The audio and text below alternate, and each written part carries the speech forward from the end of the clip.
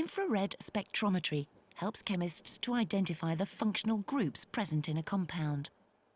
They can therefore help in finding the structure of a compound.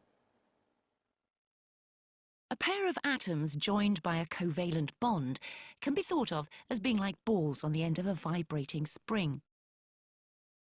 The bond can vibrate with different amounts of energy at a frequency that depends on the masses of the atoms and the strength of the bond. Lighter atoms give higher frequencies. Heavier atoms move more slowly and so give lower frequencies. Stronger bonds give higher frequencies, and weaker bonds, lower ones. At room temperature, most bonds will vibrate with the lowest possible amount of energy. But if radiation of the right frequency is supplied, the bond can absorb energy and vibrate with greater amplitude. Most bonds absorb energy in the infrared region of the electromagnetic spectrum, which corresponds to heat. Each bond, such as OH, C double bond O, NH, and so on, absorbs at a particular frequency, and this allows it to be identified.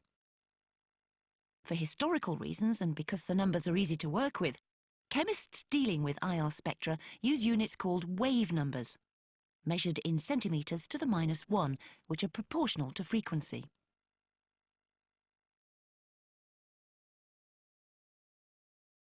All IR instruments have a source of IR radiation. This is a coil of wire surrounded by a ceramic capsule, which is heated electrically so that it gives out IR radiation. In other words, heat over a whole range of frequencies. The IR radiation goes via a series of mirrors into the sample, which is placed here in an appropriate holder. The radiation not absorbed by the sample arrives at a detector situated here. Modern instruments, such as this one, use a device called an interferometer, consisting of a beam splitter here and a pair of mirrors at right angles to one another. This produces what is called an interferogram from the source radiation. The interferogram holds information about the intensity of all infrared radiation at all frequencies simultaneously. This passes through the sample and to the detector.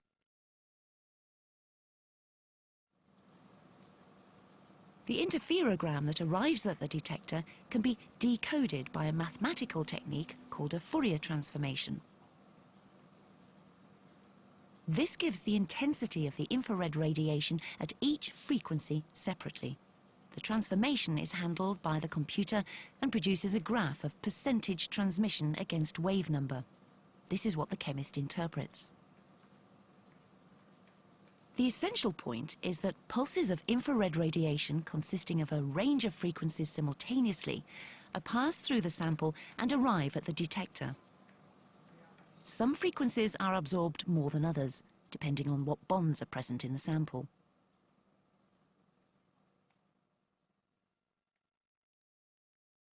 This is the sample holder. The sample is placed here on a crystal which is made of diamond or germanium. The IR beam is directed into the sample by a mirror. It is reflected back from the upper surface of the sample before being guided into the detector by a second mirror. This method is called attenuated total reflection, or ATR. Here, we will run the IR spectrum of solid benzoic acid. The instrument is switched on, and a blank is run with no sample in place. This is to find the absorption of the air, which must be subtracted from that of the sample. A little benzoic acid is placed on the ATR crystal. This is a holder for solid samples.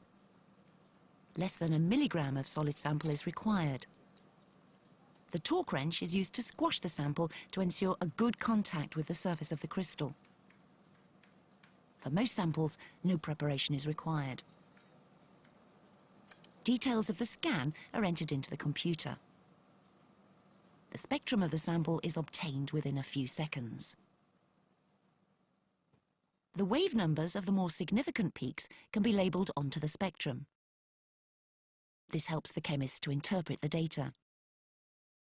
This peak is caused by a stretching vibration of the C double bond O, and this by an OH stretch.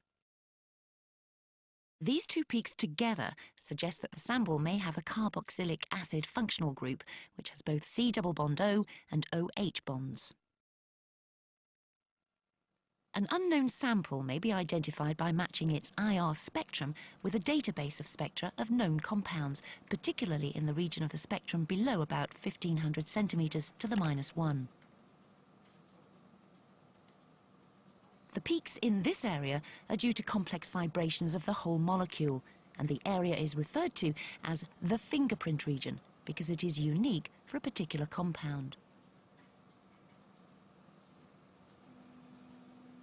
For a liquid sample, the procedure is the same, but a few drops of liquid are placed in this type of sample holder. The cover is to prevent the evaporation of volatile liquid samples.